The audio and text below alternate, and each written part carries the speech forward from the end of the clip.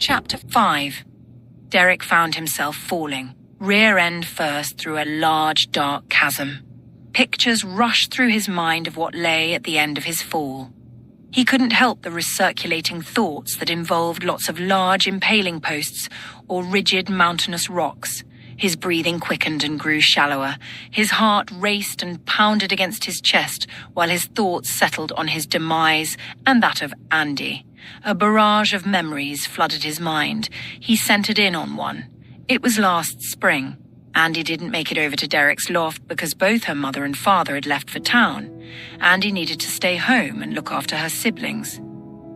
Derek, full of vigor, wasn't privy to the information, so he trudged over to her place in the pouring rain, determined not to let the weather hamper a perfectly good Saturday. Andy had lunch ready for her brothers and sister. They all sat down at the table, and then, as soon as the last chair was scooted up to it, a knock was heard at the front door. A myriad of I'll get it's rang throughout as wooden chairs screeched backward over the wooded kitchen floor. A small charge of children dashed through the kitchen, past the living room, and down the hall to the front door. 4 sets of hands landed on the knob, accompanying hollers of, "Me! No, me! I got here first! No, it's my turn!" "You who?" Andy called, holding up a set of keys. "It's locked for this very reason. You think we're stupid? You little rascals really thought you had a chance this time, didn't you? Okay, now I'll get the door and you all get back to the table and eat. Get!" She stepped up to the door, but the kids were still jockeying for a glimpse at who it was. Andy started in on tickling the gang, yelling, "Oh, you're gonna get it, and you too. I'm gonna get all of you. Last one back to the table is really gonna get it." The fading pitter-pattering sound of feet, together with screams and laughs, poured out the front door as it was unlocked, then opened. Derek stood on the front porch wearing a large hooded coat that was dripping from the rain. "Oh, dang. I thought you'd get to ditch the little monkeys today. What's up? Mom and Pop in town?" "Some of us have responsibilities," she said in a huff. "Come on, get in here. And leave your coat on the porch, would you?" She took a few more steps. Then, after hearing Derek's squeaky shoes against the hall's wood floor, turned around and rolled her eyes. "What now?" Derek asked with a slightly detectable attitude. "Take off your shoes, please, and would you mind shutting the door?" She turned back around, making a gesture with her hand to her head, suggesting mindlessness. "Geez, Andy, you sound like my mom." "Oy vey, I don't need another monkey to clean up after." "Comprende?" "I don't make messes, just take a look at my house." "Really? Seen your room lately?" "Well, I know. You haven't," he said. "It's not hard to spot from the loft. I've talked to your mom, and radioactive Myers aren't her thing. Your room needs disaster relief." The 3 older kids busted out in a screaming laugh, repeating the declaration. "Whatever," Derek said, rubbing the oldest boy's head. "So what's on the menu? Smells like chili, as in hot chili peppers," he said, dancing the mamba. The kids busted up again, this time in ear-splitting hysterics. Andy snorted, trying to swallow an unanticipated burst of laughter, then held a hand over her eyes and said, "Don't ever do that in public, please. Oh my goodness. Lord save him from himself. And yes, we're having chili. Would you like some?" "Only if Katie here helped make it," he said, giving Andy's 4-year-old sister a kiss on the top of her head.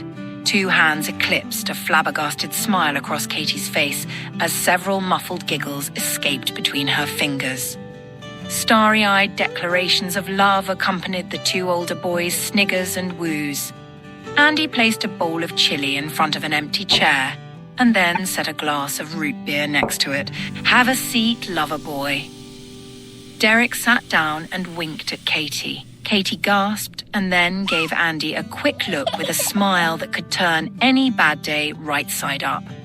Andy gave Katie a wink and a big smile back and then peeked over at Derek. She held her gaze for a moment while he wasn't looking and then grinned and looked away.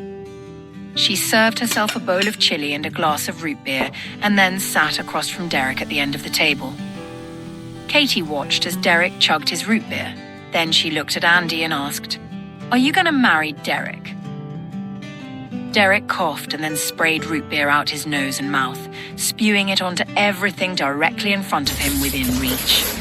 Derek tried to recover from his coughing spell as quickly as possible, but found no immediate relief. The entire event had Andy nearly falling out of her chair from her fit of laughter. She managed to reach some towels off a nearby counter and threw them at Derek. "I'm so sorry," he stuttered through several coughs. He glanced at Andy, then started laughing about the whole thing. He took hold of the towels and began cleaning his mess. They both looked over at Katie, who had been clapping and laughing along with the boys, unsure of what might have incited such commotion. After lunch, Andy escaped down into the basement pantry to grab some food for dinner. Her sly behavior caught Derek's attention. He followed her to the basement door and then snuck down the stairs in a stealthy manner of his own. He peeked around a corner and saw an open door to a dark room. He backed up and scanned the basement for anywhere else she might have slipped off to. There was no sign of her anywhere. He deduced that she must have slipped into the dark room. He tiptoed to the open door and stole a glimpse into the darkness. "Man, that's dark," he whispered to himself. He cautiously stepped into the room and then took a couple more tiptoed steps. He turned and glanced behind him back to the lighted basement. The darkness started getting to him. He began to imagine what would become of him if the door suddenly closed and locked him in. He felt the regret rise up of all the monster movies he'd watched over the past few years. The Saturday Night Scary Movie finally scored one on Derek. "I'm out of here," he said under his breath. Suddenly the door slammed shut. Derek nearly jumped out of his skin. "Ugh, sheep biscuits," he said, getting ready to punch whatever was to crawl out of the walls. It was complete blackness everywhere. He started heading back to the door, shifting his feet inch by inch with his hands stretched out in front of him. He stopped, wondering if something else in the room had moved. His eyes shot back and forth, trying to penetrate the darkness. Suddenly, a small sound broke the silence. It was heavy breathing. His eyes ran about the room frantically. He started swinging his arms all about. Finally, he said, "Who's there? Andy, is that you?" All of a sudden, a ghostly face appeared out of the darkness. A face full of shadows, but brightly lit. "Ah!" he screamed. The room unexpectedly lit up, and there stood Andy by the door with a flashlight under her face. Andy was sure if she laughed any harder, her face would switch from beet red to purple, and then to blue from the mere absence of breath, but not from a lack of trying. With her eyes closed tightly, spilling tears, and her lips pressed together, she laughed so hard that she simply couldn't draw a breath. And it took Derek 3 or 4 seconds of staring at Andy before he was able to break a smile. "Oh my God, you are so dead. Do you hear me? You're dead meat." Andy fell down into the corner, still trying to breathe. After her face actually turned 2 shades of purple, she inhaled with enormous suction. A mammoth laugh ensued. Oh, I've never seen you so," she managed to mutter through her laughter. "Are you crying?" "You are crying, aren't you?" "Laugh it up, sister. Your day's coming." Still breaking into hysterics 5 seconds at a time, she managed. "Oh my goodness, if only you could have seen your," she said, sweeping tears from her eyes. "Oh, ha, sheep biscuits. Really? Thank you for sparing me the word you were going to say. You actually have gotten a lot better." Derek started laughing simply out of watching her laugh so hard. "You're something else, you know." He stretched out a hand to help her up. She fell into his chest and grabbed his shoulders to keep from falling again. Her laughs had subsided to a few giggles. He put his arms around her to help her keep her balance. She wore an ecstatic smile while putting her head on his shoulder and then hugged him. "I'm sorry, but I've really needed to laugh like that. Are you okay?" she asked as she let go of him. Derek grinned and shook his head. "I can't believe I let you scare me. I knew it was you, but still, I got all freaked out. I'm sure I'll be fine, once my heart rate gets back under 300. The remark sparked a snort from Andy. She held a finger across her smile and then sniggered again. "Sorry," she said in a giggle and then looked away. "You know, you didn't have to follow me down here." Well, you were being so secretive about it. I was intrigued. Why were you sneaking down here anyway? Well, I didn't want anyone to know, she said, turning away. Derek bit his lip. Know what? I didn't want anyone to know that we were struggling. How would I know that from down here? What, because the pantry's low on food? This is how ours is on a regular basis. Besides, I've never seen your pantry. Andy? Are you down here? Katie called from the stairs. Andy reached for the door and opened it. Yes, sweetie, I'm in the pantry. Katie rounded the corner and then held up, obviously taken aback. Were you guys kissing? She asked, in a halfway miffed yet thoroughly disgusted tone. Andy immediately blushed and glanced at Derek. At once, both of them tried to hide their grins. No, honey. Derek's trying to help me pick out food for dinner. Is that okay? She asked, kneeling in front of her. Katie slid her eyes away from Andy and onto Derek. She frowned. I guess so. She dragged her eyes back to Andy. He's not going to break me up, is he? She whispered. Andy frowned, trying to disguise her smile. You mean break up with you? Katie nodded soberly. I think you're okay for now, sweetie pie, but someday down the road, he might decide to kiss someone his own age. Katie's face fell. No, sissy, then he will break me up with him. I promise, Sugar Bear, you'll always be his number one. Katie studied Andy's face. Do you promise? She asked reluctantly. Cross my heart. Even if he kisses you, even if... Katie smiled and then threw her arms around Andy. Okay, honey. Go see if you can snitch on your brothers. Katie's eyes lit up. Okay, she turned and trotted away. Andy looked over her shoulder at Derek. Well, you've got your hands full, she said. She stood up and then walked back into the pantry with her eyes scanning the floor. She stopped in front of Derek and raised her eyes to his. Just make sure you guys always have Christmas with our family, she said with a smirk. Ha ha ha, that's hilarious, he said dismissively. She's afraid you're going to drop her for the next girl you kiss. What, never, he said, raising a finger.